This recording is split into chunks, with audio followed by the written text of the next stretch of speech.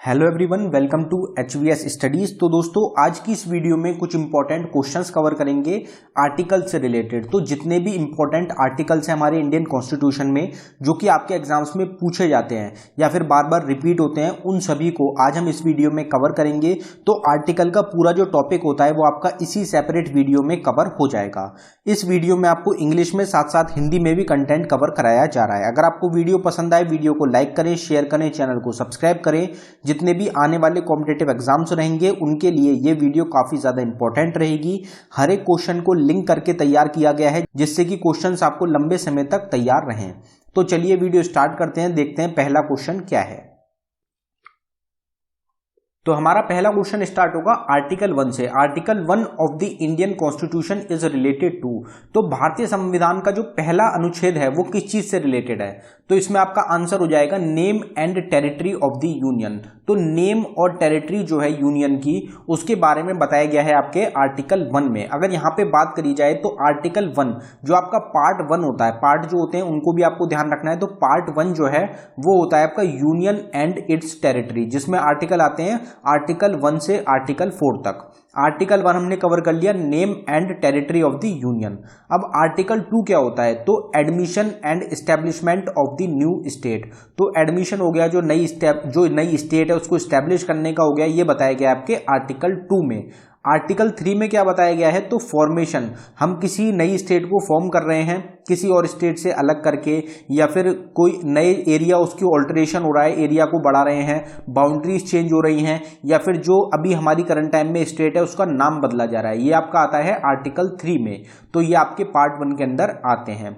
अगला क्वेश्चन देखते हैं, definition of the state comes under which article of the Indian constitution.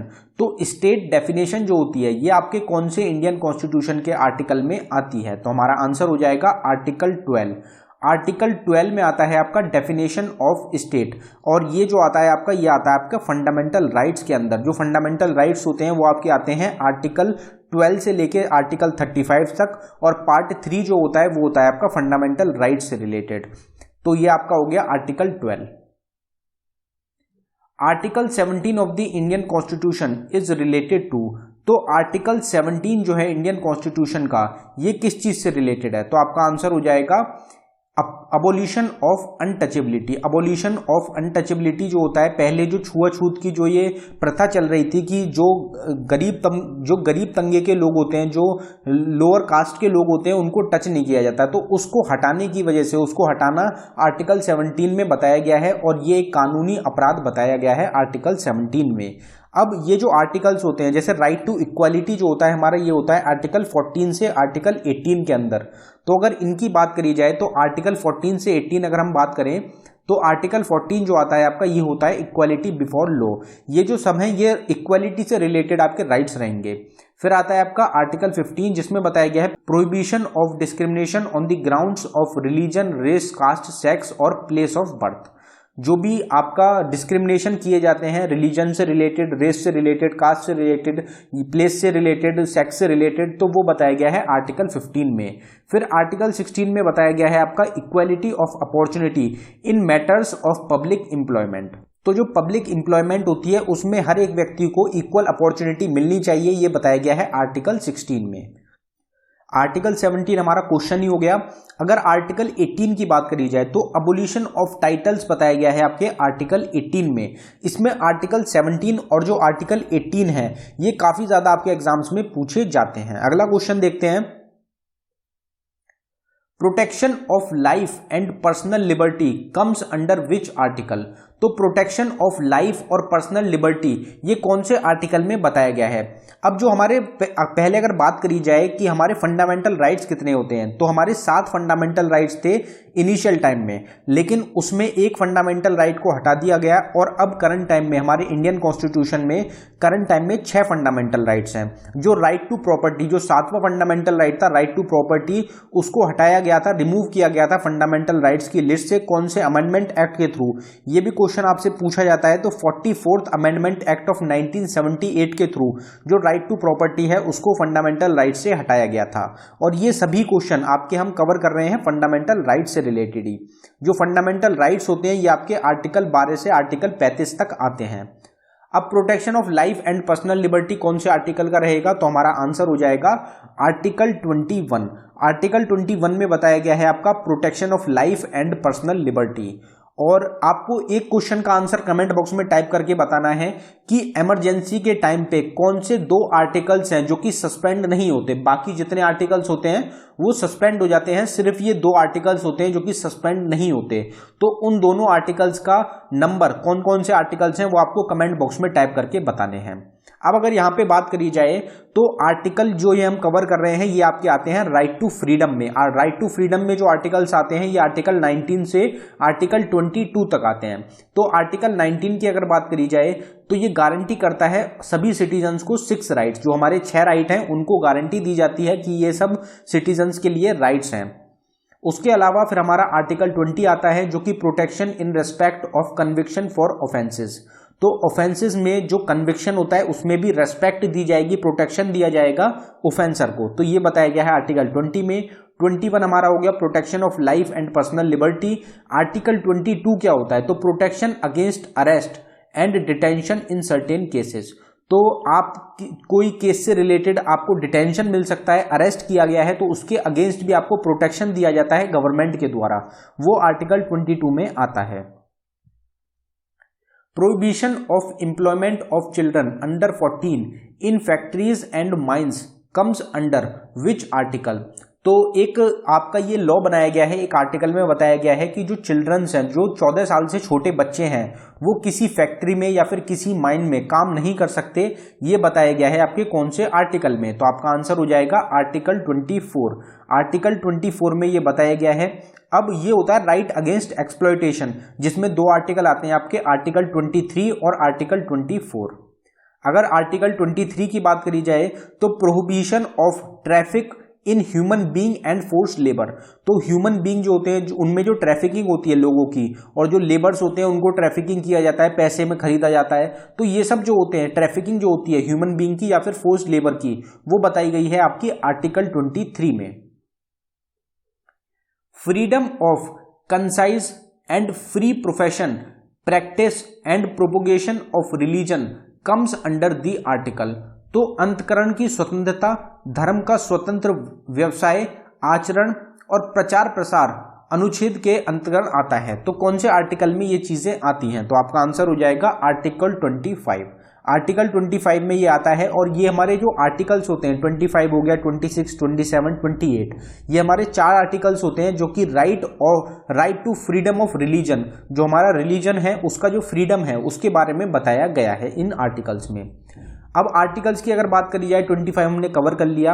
Article 26 क्या होता है, तो freedom to manage religious affairs, ये आपके आर्टिकल 26 में बताया गया है। 27 में बताया गया है freedom as to pay taxes for promotion of any particular religion. फिर 28 में आता है आपका freedom for attending religious instructions. ये आपके आर्टिकल्स हो गए right to freedom of religion के। अब आर्टिकल 32 जो है ये आपका आता है राइट टू कॉन्स्टिट्यूशनल रेमेडी, जो कि मोस्ट इंपॉर्टेंट रहता है, एग्जाम्स में काफी पूछा जाता है।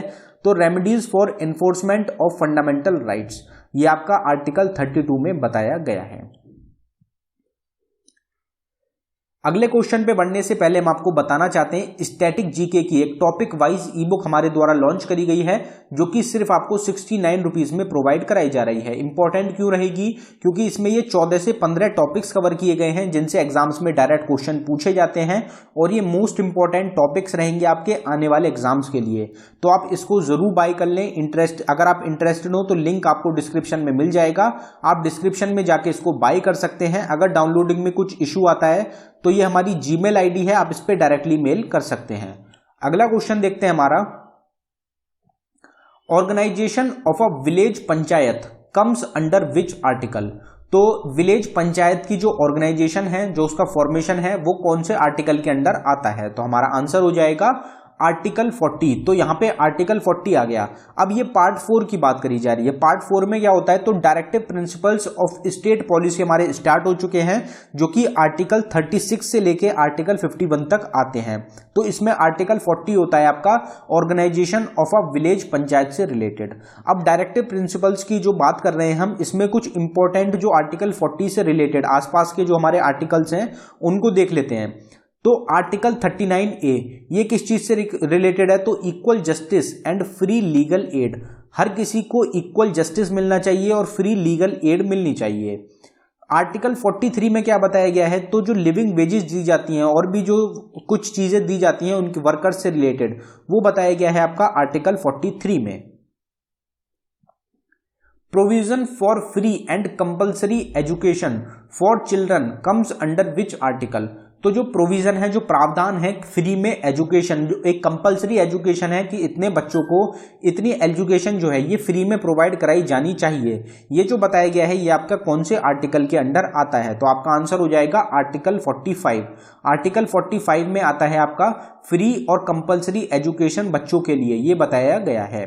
अगर यहां से रिलेटेड बात करी जाए तो आर्टिकल 44 जो कि होता है यूनिफॉर्म सिविल कोड, ये काफी इंपॉर्टेंट रहेगा। अभी सिर्फ करंट टाइम में ये गोवा स्टेट में ही एप्लीकेबल है और ये अभी करंट टाइम में काफी ज्यादा चर्चित भी चल रहा है, इसलिए एग्जाम्स में आगे देखने को मिल सकता है।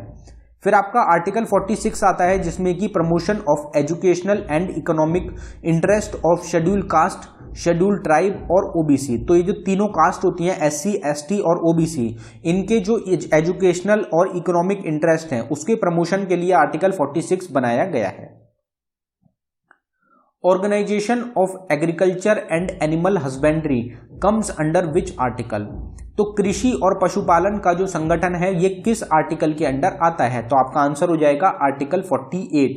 तो आर्टिकल 48 में आपका बताया गया है organization of agriculture and animal husbandry के बारे में।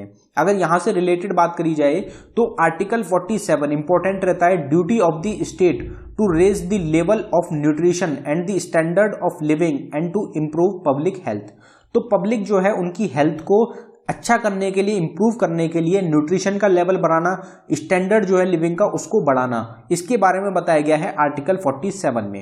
आर्टिकल 49 में बताया गया है आपका protection of monuments and places and objects of natural importance. तो हमारी जो हेरिटेज साइट्स हैं, जो हमारी पुरानी साइट्स हैं, मॉन्यूमेंट्स हैं, प्लेसेस हैं, ऑब्जेक्ट्स हैं, उनको प्रोटेक्ट करना, जिससे कि जो हमारी आने वाली जनरेशन है उनको भी उस चीज़ के बारे में बताया जा सके, उनको भी वो चीज़ें दिखाई जा सके, इसके लिए आर्टिकल 49 बनाया गया है।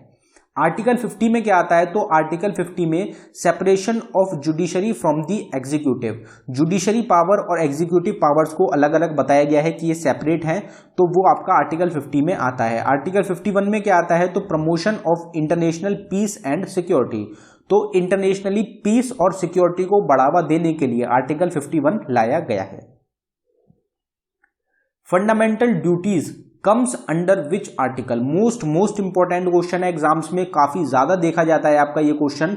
तो फंडामेंटल ड्यूटीज जो होती हैं आपकी, ये कौन से आर्टिकल में आपके आती हैं, गिनी जाती हैं? तो आपका आंसर हो जाएगा आर्टिकल 51A। आर्टिकल 51A में आपकी फंडामेंटल ड्यूटीज आती हैं। अगर फंडामेंटल ड्यूटीज की बात करी जाए तो पार्ट 4A में आती हैं आपकी फंडामेंटल ड्यूटीज, आर्टिकल हो जाएगा 51A। अब आपसे क्वेश्चन पूछा जाता है कि हमने फंडामेंटल ड्यूटीज को कौन सी कंट्री से बोरो किया है, तो आपका आंसर हो जाएगा यूएसएसआर। अगर आपको ऑप्शन में यूएसएसआर मिलता है तो आपका करेक्ट आंसर है, अगर आपको रशिया मिलता है तो रशिया आपका करेक्ट आंसर हो जाएगा।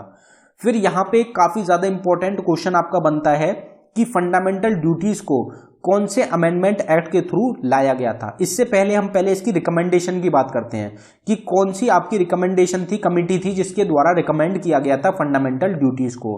तो फंडामेंटल ड्यूटीज को आपका स्वर्ण सिंह कमिटी के द्वारा इंट्रोड्यूस किया गया था, रिकमेंड किया गया था।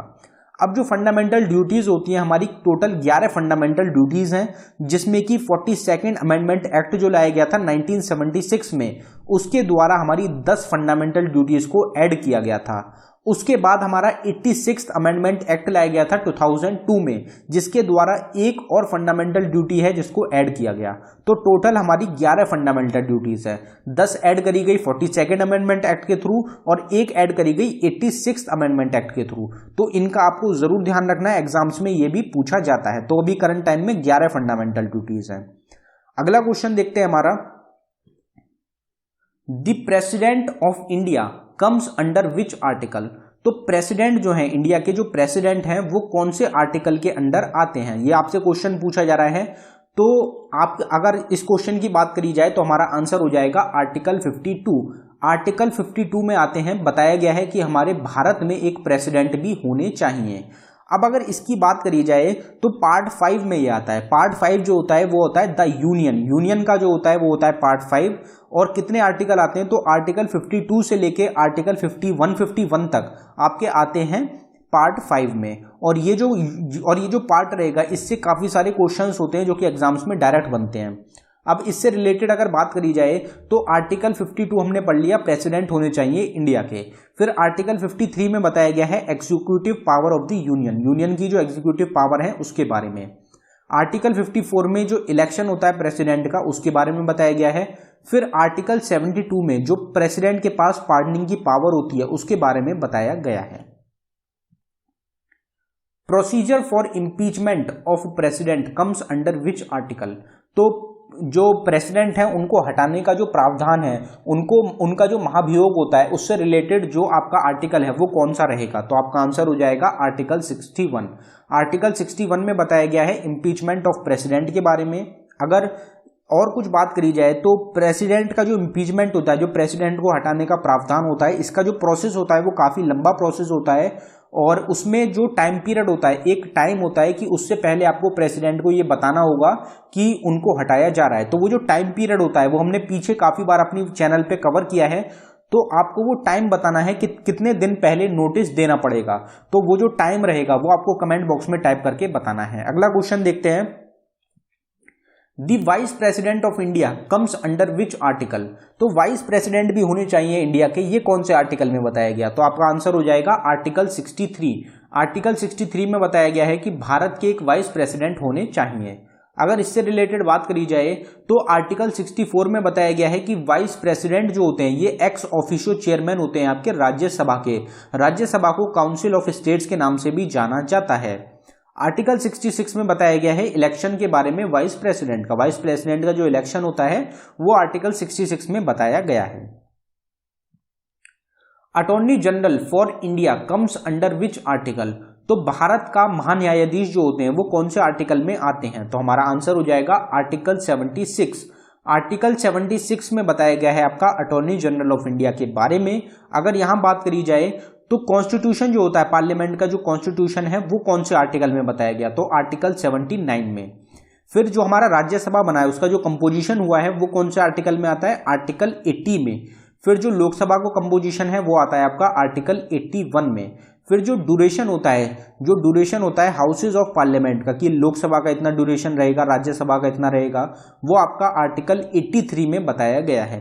ये सभी क्वेश्चन इंपॉर्टेंट क्वेश्चंस हैं, कोई भी क्वेश्चन आपके एग्जाम में से पूछ लिया जाता है, तो सबको आप ध्यान रखें। लाइन वाइज कवर किए गए हैं, क्वेश्चन से रिलेटेड क्वेश्चंस बनाए गए हैं, तो आप उसको लिंक करके याद रख सकते हैं।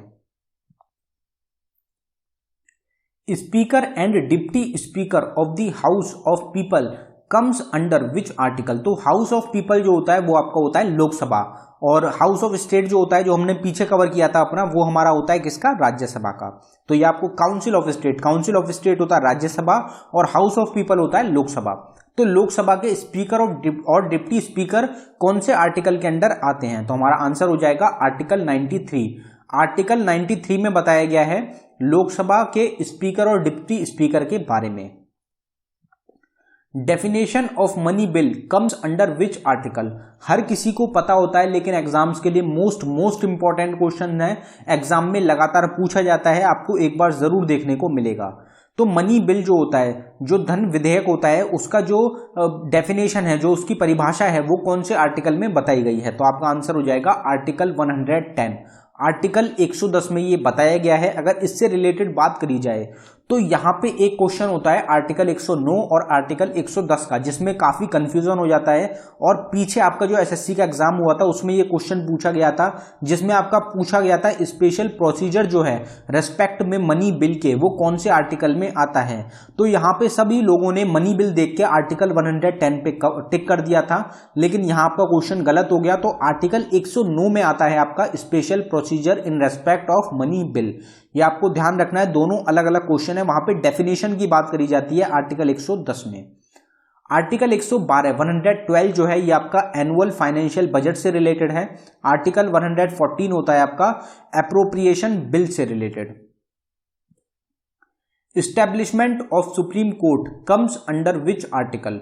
तो सुप्रीम कोर्ट का जो एस्टैब्लिशमेंट किया गया है, जो सुप्रीम कोर्ट की स्थापना की गई है, वो कौन से आर्टिकल में बताई गई है? तो हमारा आंसर हो जाएगा आर्टिकल 124। तो आर्टिकल 124 जो है ये सुप्रीम कोर्ट की एस्टैब्लिशमेंट से रिलेटेड आपका रहेगा। अगर यहाँ पे बात करी जाए तो ये सभी क्वेश्चन मोस्ट इंपॉर्टेंट हैं। आर्टिकल 123 जो होता है ये होता है आपका power of the president to promulgate ordinance during recess of parliament. तो पार्लियामेंट की जब रेसेस चल रही होती है उसके टाइम पे प्रेसिडेंट के पास पावर होती है प्रोमोलगेट करने की, ऑर्डिनेंस को लागू करने की। तो ये एक स्पेशल पावर है प्रेसिडेंट के पास। फिर आर्टिकल 125 में बताया गया है जजेस की सैलरी के बारे में। सुप्रीम कोर्ट के जजेस हो गए, हाई कोर्ट के जजेस हो गए, उनकी भी सैलरीज जो होती हैं वो एक आर्टिकल है हमारा जिसके मुताबिक वो डिसाइड करी जाती हैं। तो वो होती हैं आपकी आर्टिकल 125। आर्टिकल 129 रहेगा आपका supreme court to be a court of record. तो सुप्रीम कोर्ट जो होता है ये एक कोर्ट होता है रिकॉर्ड का। ऐसे ही हाई कोर्ट जो होता है वो भी एक रिकॉर्ड होता है, वो भी एक कोर्ट होता है रिकॉर्ड का। वो हम आगे कवर करेंगे, यहाँ पे सुप्रीम कोर्ट की बात की जा रही है। फिर आर्टिकल 130 होता है, ये होता है seat of the supreme court. Supreme court में जो सीट होती हैं वो कितनी है, उनसे रिलेटेड जो बात करी जाती है वो आर्टिकल 130 में रहेंगी। फिर आर्टिकल 137 जो है ये आपका रिलेटेड है रिव्यू ऑफ जजमेंट और orders by the supreme court. तो सुप्रीम कोर्ट ने अगर कोई ऑर्डर दे दिया और उस पर रिव्यू करना है, लोगों की कंप्लेन आ रही है या फिर उससे रिलेटेड विरोध हो रहा है, तो उसके लिए रिव्यू के लिए बताया गया है जजमेंट जो है, जो ऑर्डर दिया गया उसको रिव्यू करने के लिए आर्टिकल 137 में बताया गया है। Controller and auditor general of India comes under which article. ये भी मोस्ट इंपॉर्टेंट क्वेश्चन है। तो कैग ऑफिसर जो है इंडिया के वो होने चाहिए, ये कौन से आर्टिकल में बताया गया है? तो हमारा आंसर हो जाएगा आर्टिकल 148। आर्टिकल 148 आपका रिलेटेड है controller and auditor general of India से। अगर इसकी बात करी जाए तो आर्टिकल 141 देख लेते हैं। तो decision of the supreme court of India binding all the courts. तो जो डिसीजन है, जो सुप्रीम कोर्ट के द्वारा जो भी डिसीजन दिया गया वो हर एक कोर्ट को मानना पड़ेगा, हाई कोर्ट को भी मानना पड़ेगा, डिस्ट्रिक्ट कोर्ट्स होते हैं, हर किसी को सुप्रीम कोर्ट का जो डिसीजन है वो मानना पड़ेगा, ये सभी कोर्ट्स को, ये बताया गया है आर्टिकल 141 में।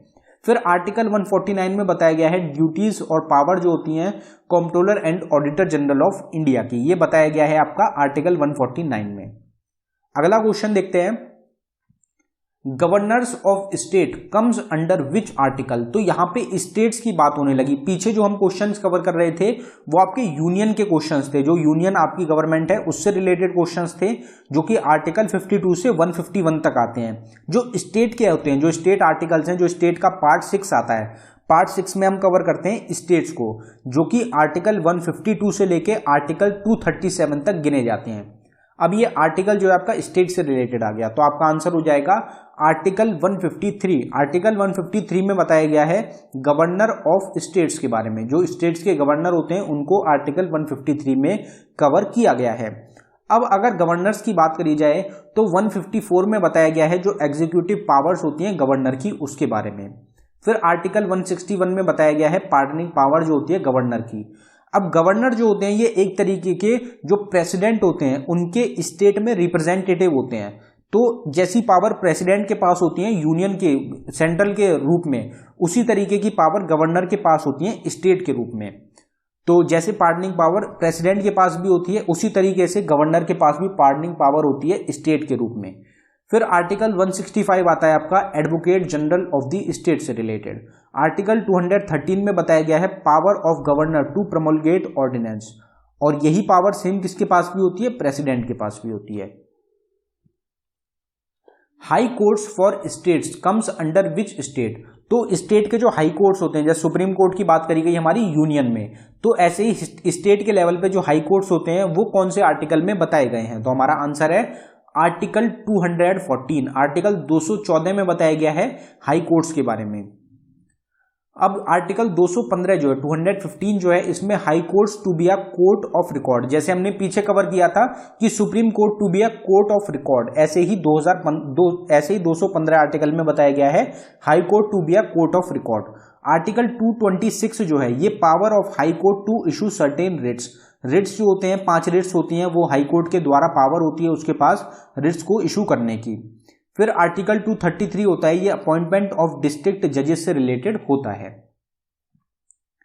अब यहाँ पे इसके बाद कुछ पार्ट्स हैं जो जिनके आर्टिकल्स कम पूछे जाते हैं, लेकिन ये जो पार्ट्स होते हैं ये अपने आप में एक मोस्ट इंपॉर्टेंट रहते हैं जिनसे एग्जाम्स में क्वेश्चंस बनते हैं आपके। तो अगर आपकी पहली बात करी जाए कि पहला जो हमारा रहेगा पार्ट 7, पार्ट 6 तक हमने कवर कर लिया, अब पार्ट 7 की बात करी जा रही है। तो 7th अमेंडमेंट एक्ट जो लाया गया था 1956 में, उसके द्वारा हटा दिया गया था आपका पार्ट 7 को, जिसमें कि आर्टिकल 238 आता है आपका।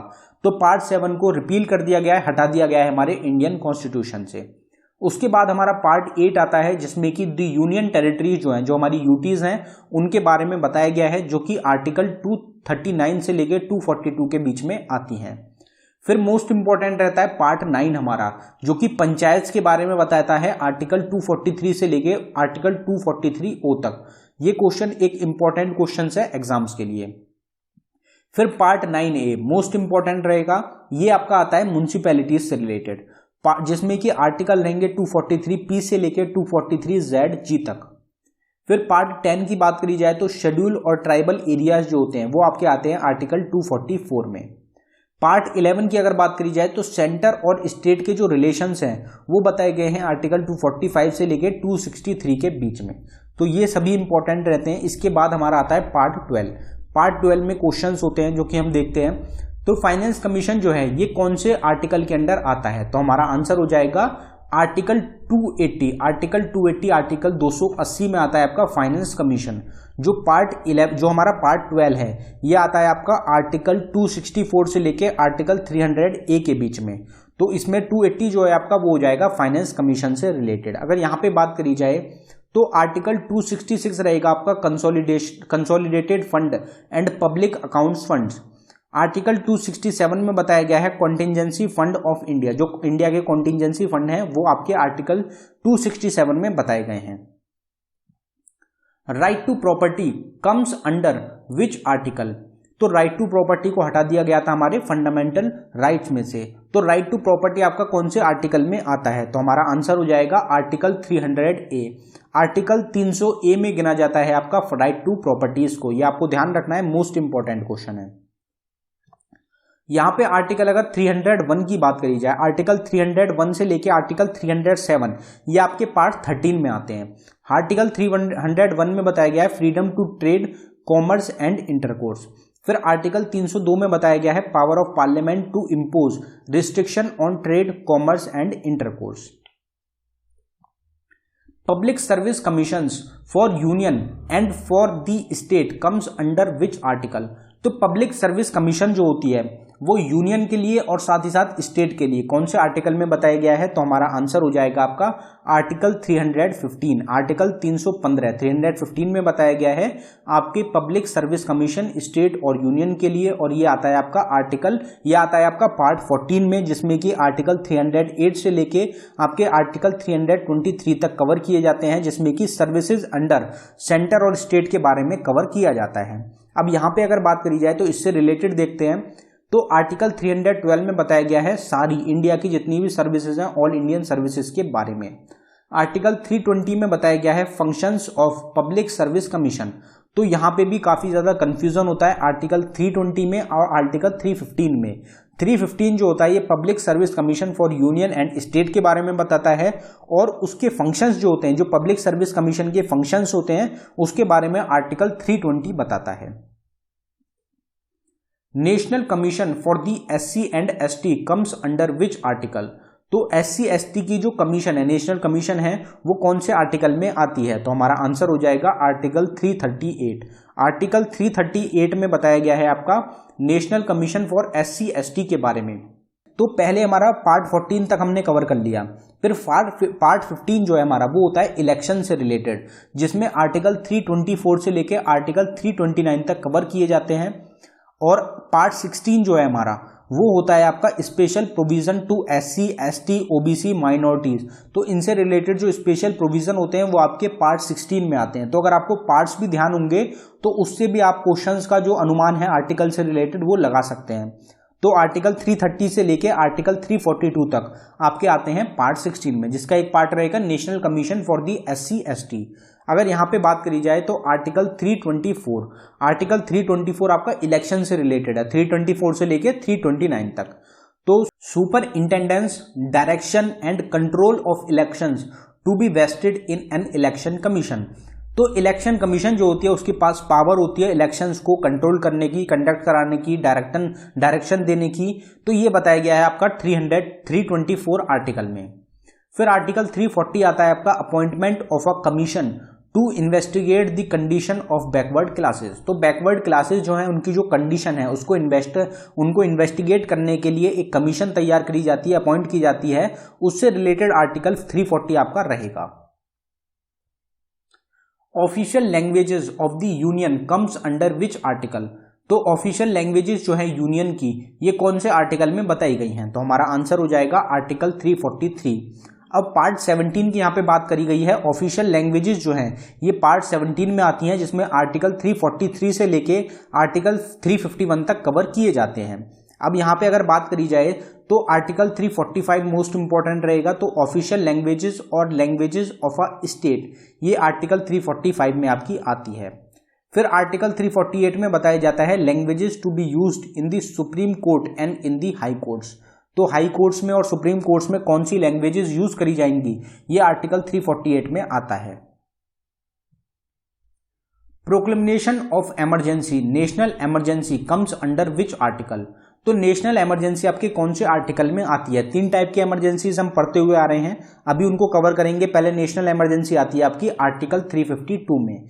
इमरजेंसी जो होती है पार्ट 18 में आती हैं, जिसमें आर्टिकल 352 से लेके आर्टिकल 360 तक इनको कवर किया जाता है। अब अगर यहाँ पे बात करी जाए तो तीन इमरजेंसी हो गई। नेशनल इमरजेंसी आर्टिकल 352, फिर आती है आर्टिकल 356 में स्टेट इमरजेंसी, जिसमें कि प्रेसिडेंट रूल लगाया जाता है। फिर आर्टिकल 360 में आती है आपकी फाइनेंशियल इमरजेंसी, जो कि अभी तक एक भी बार इंडिया में नहीं लगी है। फिर आर्टिकल 361 जो आता है आपका ये मिसलेनियस में आता है, पार्ट 19 में आता है, आर्टिकल 361 से लेके आर्टिकल 367 तक, जिसमें कि प्रोटेक्शन है प्रेसिडेंट और गवर्नर्स की, इसके बारे में बताया गया है। फिर आपका आता है article 368। Article 368 most important question है, ये आपका पार्ट रहेगा पार्ट 20। ये भी आपको ध्यान रखना है कि पार्ट 20 जो होता है अमेंडमेंट ऑफ कॉन्स्टिट्यूशन से रिलेटेड होता है आर्टिकल 368। तो power of parliament to amend the constitution, जो पार्लियामेंट है उसके पास पावर होती है कॉन्स्टिट्यूशन में अमेंडमेंट करने की। लोकसभा और राज्यसभा मिलके जो अपना पास करते हैं उसके द्वारा एक जो अमेंडमेंट होती है वो पास करा जाता है। ये आपका आर्टिकल 368 में बताया गया है। तो यहां तक हमारे जो है पार्ट 20 कवर हो गए। इसके बाद हमारा पार्ट 21 आता है, जिसमें कि जो स्पेशल पावर्स होती हैं स्टेट को वो दी जाती हैं। जैसे कि आर्टिकल 370 जो कि जम्मू एंड कश्मीर को दिया गया था, अब वो हटा दिया गया है। तो आर्टिकल 369 से लेके आर्टिकल 392 तक आपके पार्ट 21 में आते हैं। फिर पार्ट 22 जो कि आपका लास्ट पार्ट है उसमें आते हैं आपके आर्टिकल 392 से लेके आर्टिकल 395 तक। टोटल 395 आर्टिकल्स हैं हमारे इंडियन कॉन्स्टिट्यूशन में। और पार्ट की अगर बात करी जाए तो टोटल 22 पार्ट्स हैं। ये भी आपको ध्यान रखना है, ये भी आपके एग्जाम्स में पूछ लिए जाते हैं। अगर आपसे शेड्यूल पूछ लिए जाए कि शेड्यूल कितने हैं, तो टोटल हमारे शेड्यूल कितने हैं 12 शेड्यूल है हमारे इंडियन कॉन्स्टिट्यूशन में। ये सब बातें आपको ध्यान रखनी है, एग्जाम्स के लिए मोस्ट इंपॉर्टेंट होती हैं। तो दोस्तों ये था हमारी वीडियो का आखिरी क्वेश्चन। अगर आपको वीडियो पसंद आई हो वीडियो को लाइक करें। अगर आपने अभी तक चैनल को सब्सक्राइब नहीं किया है तो चैनल को जरूर सब्सक्राइब कर लें। इसी तरीके की वीडियोस, बिल्कुल डिटेल्ड वीडियोस आपको चैनल पे कवर की जाती हैं, तो आप इस चैनल को जरूर सब्सक्राइब कर लें। और भी आगे आने वाले जो आपके एग्जाम्स रहेंगे उनके मुताबिक जो टॉपिक्स हैं उनकी वीडियोस भी आपको कवर करी जाएंगी। करंट अफेयर की वीडियोस में मिलेंगी आपको, हर तरीके की वीडियो आपको चैनल पे प्रोवाइड कराई जाएंगी। अगर आपने अभी तक हमारी ई बुक्स को बाय नहीं किया है तो हमारा लिंक आपको डिस्क्रिप्शन में मिल जाएगा, आप डिस्क्रिप्शन में जाके ई बुक्स को बाय कर सकते हैं। धन्यवाद दोस्तों।